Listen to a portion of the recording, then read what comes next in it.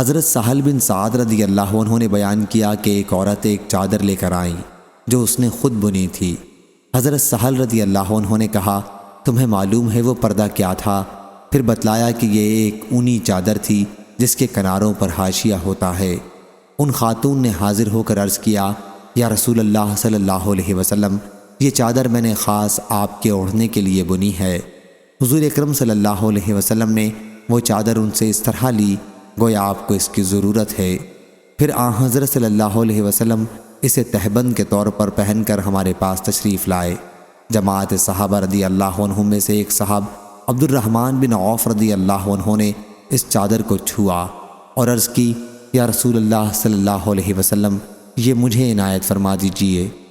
حضور صلی اللہ علیہ وسلم نے فرمایا کہ اچھا۔ جتنی دیر اللہ نے چاہا آپ مجلس میں بیٹھے رہے، پھر تشریف لے گئے اور اس چادر کو لپیٹ کر ان صاحب کے پاس بھجوا دیا۔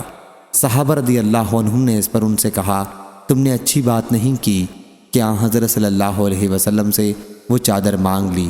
تمہیں معلوم ہے کہ حضور صلی اللہ علیہ وسلم کبھی کسی سائل کو محروم نہیں فرماتے۔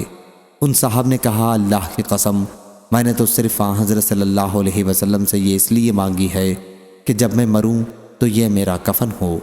حضرت سہل رضی اللہ عنہ نے بیان کیا، چنانچہ وہ چادر اس صحابی کے کفن ہی میں استعمال ہوئی۔